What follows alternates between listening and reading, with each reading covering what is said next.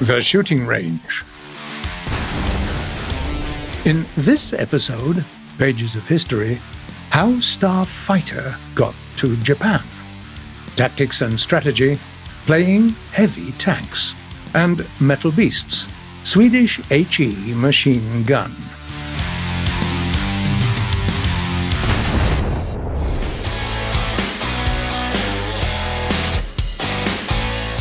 A short while ago, we introduced the Soviet Akatsiya self-propelled howitzer to you, but the update brought another amazing vehicle of a similar type, by which we mean the Swedish Bandkanon 1C, whose most prominent feature is its 155mm main caliber. The elevation angles range between -2 and +38 degrees, while the traverse range reaches 10 degrees.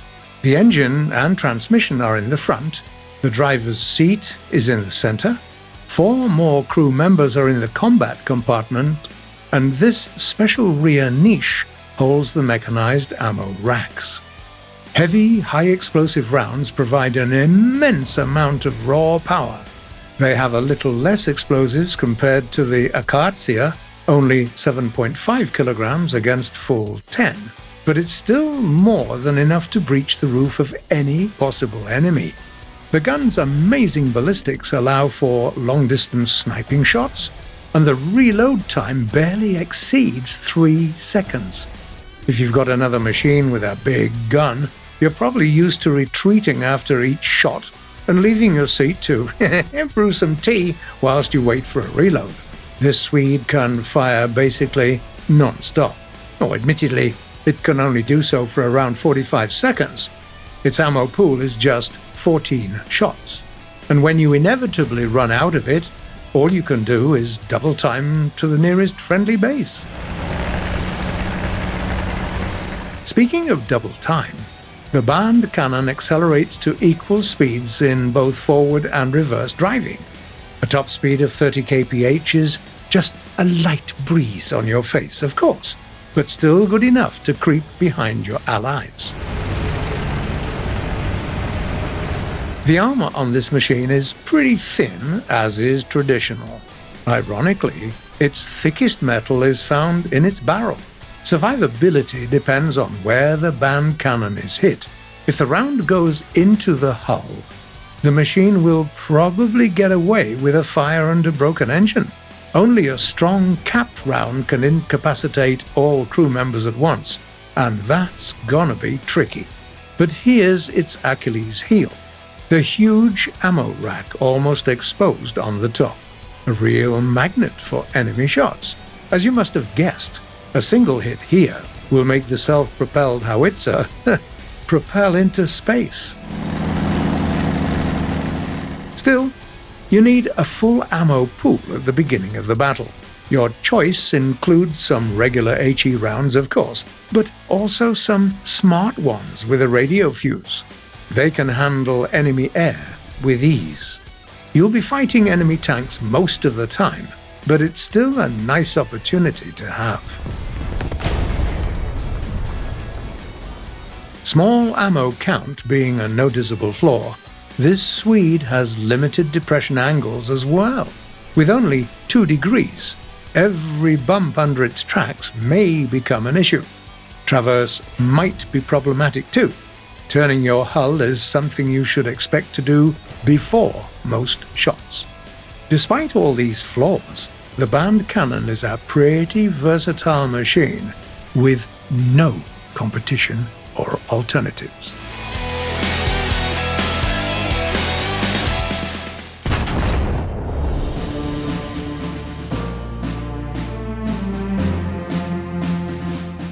The sabers were getting old, and with the coming of the cold and hot 1960s, the Japanese Air Force had to decide on a new fighter.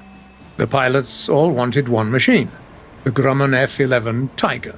It seemed like a flawless plane made of all the best things it could have.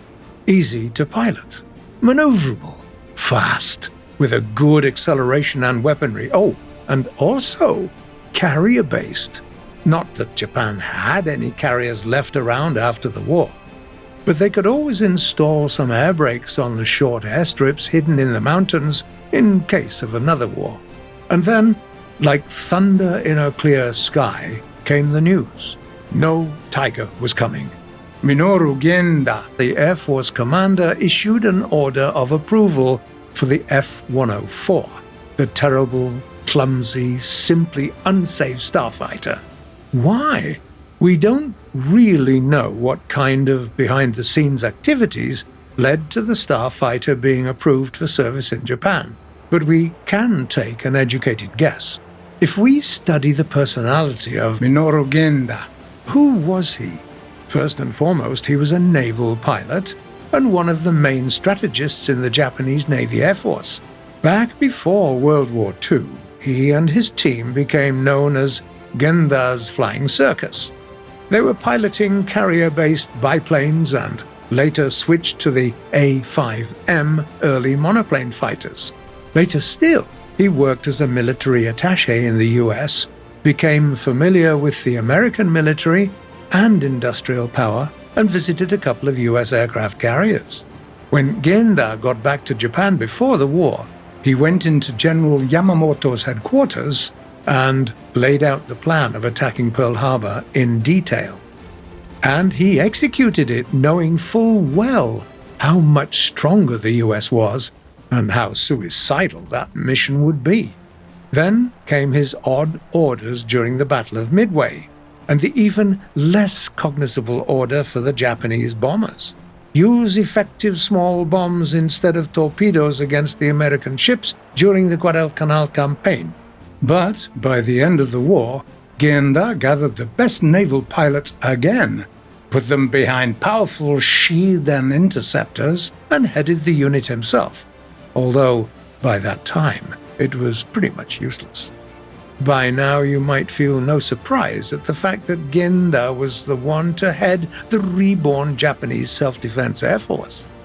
As the investigation would later show, he was at the center of a cunning, corrupt scheme that resulted in the F-104 entering service with the JSDF. Of course, a tremendous scandal ensued along with the arrests of the ex-Prime Minister, a whole bunch of politicians, businessmen, and others. But in the end, despite all the drama, the Starfighter did end up being licensed and introduced into service. The scandal turned out to be international, with the F-104 being pushed onto Italy, West Germany, the Netherlands, and some other nations.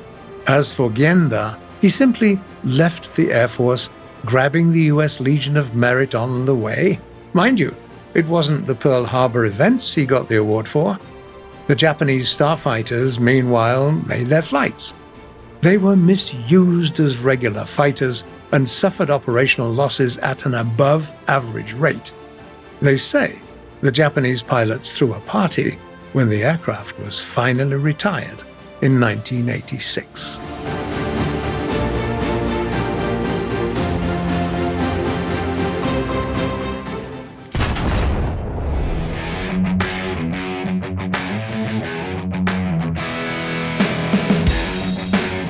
Today we're going to talk about the tactics concerning one of the most popular vehicle types, heavy tanks. We'll start with an urban map, the Advance to the Rhine, and a Rank 3 machine. Say, the American Jumbo. Is great for demonstrating the tactics because it has all the familiar traits of early heavy tanks. An almost impenetrable front armor, and a gun with a good rate of fire and a subpar firepower. You'll find such machines most efficient in areas with a single attack direction, such as in a tunnel. On the Rhine map, these skirmishes usually happen on lines 2, 3, and 7. Long-distance sniping might be a problem, but thanks to thick front armor, you can approach the enemy and tip the scales in your favor. Higher-ranking heavies, such as the Herschel King Tiger, have both thick armor and high firepower. Their mass makes them sluggish, though, and higher ranks increase the chance of the enemy finding a vulnerability. which means these machines shouldn't take the enemy head-on, since more mobile vehicles can easily outrun the clumsy heavy. Find a weak spot and leave no chance for survival. A King Tiger needs a position with maximum distance between it and the enemy. This way, light vehicles will be easy to destroy, and your weak spots will be harder to aim for. Urban maps don't have a lot of such positions, but here's an example on the advance to the Rhine, Line 7. Finally, here's a good example of the latest heavy tanks, the Soviet IS-4. In these machines, high firepower often sits next to an irritatingly low rate of fire, but their armor usually provides an all-aspect protection against capped rounds, which is all great and well, but these tanks also get shot with HE and APDS rounds pretty often, and these can penetrate pretty much anything, which means the best place to play top heavies is the one with lots of cover. The Rhine map offers lines 2 and 3 for that. But unlike on the Jumbo, you shouldn't try to dash ahead. Take your time. Move carefully between covers. Shoot at anyone getting close, and hide for reloads. The Mozdok map with its open spaces is a whole other type of landscape. There's no tunnel fighting here, so your key position is the higher area in the center. Once you take that, you get control over most of the map. How do you do that, however? It depends on the rank of your vehicles. Low-ranking tanks like the Jumbo might need to focus on the nearest targets, such as other players trying to capture the same place.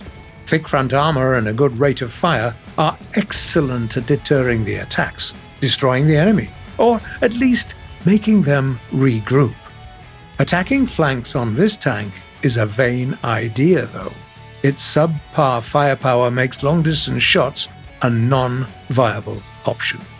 The Tiger, on the other hand, is slow, but well protected in the front and better at sniping, which makes it perfect for attacking enemies close to the map border. But you'll need to find a position that hides your sides while you're preoccupied looking into your binoculars. When you reach the top ranks of the heavies, it's time for the Jumbo tactics again. Long-distance fights are ineffective due to long reload times, and APDS or HE rounds often have better ballistics, so it makes sense to find a convenient place to hide your vehicle, shooting anyone approaching the center, and protecting your armor from enemy projectiles at the same time. Of course, we've only shared the basics of playing heavy tanks today. In real-game battles, each of them has a set of unique qualities that sometimes have a major impact on their performances, like their size or depression angles. Moreover, each location is a mix of open and closed spaces with dozens of covers, lines of fire, elevated areas, and other features. Still, knowing the basics might help you set your priorities in each particular case. Well, it's high time these machines saw some maintenance. Meanwhile, we're going to answer some of the questions you asked us in the comments.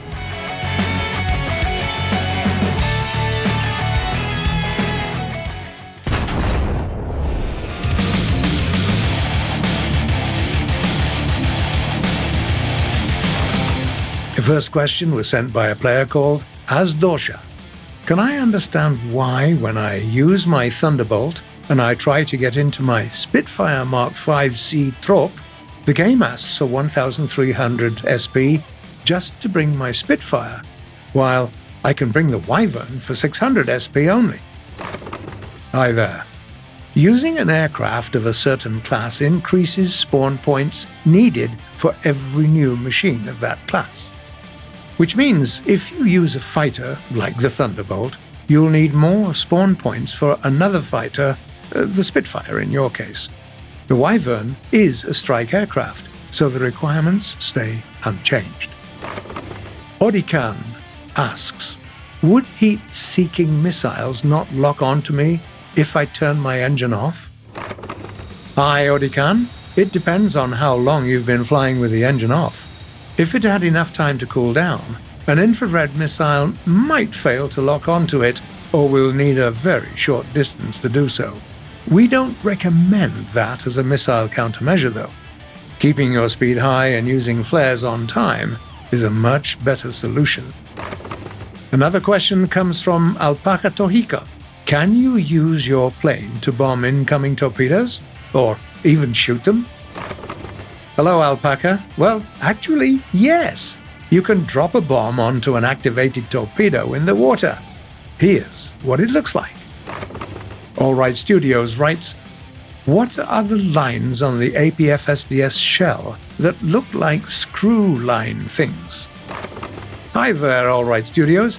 These lines are needed to attach some parts of the discarded sub-O to the shell's outer case. And the last comment for today was written by Panzerkampfwagen 8 Maus. Will we have a video about the MiG-23 MLD or MF soon? Hi there. These planes are very similar in their use to the MiG-23M, which we talked about in episode 255. It's still available and as relevant as ever, so hey, check it out. Would you believe it? That's it for today. You've been watching The Shooting Range by Gaijin Entertainment, and the next episode will premiere the following Sunday at 4 p.m. GMT or noon Eastern Time. Subscribe and click the bell if you don't want to miss our next videos. Don't forget to check your tank's fuel load and ammo type. Leave a like, and please share your thoughts and comments, and see you next week.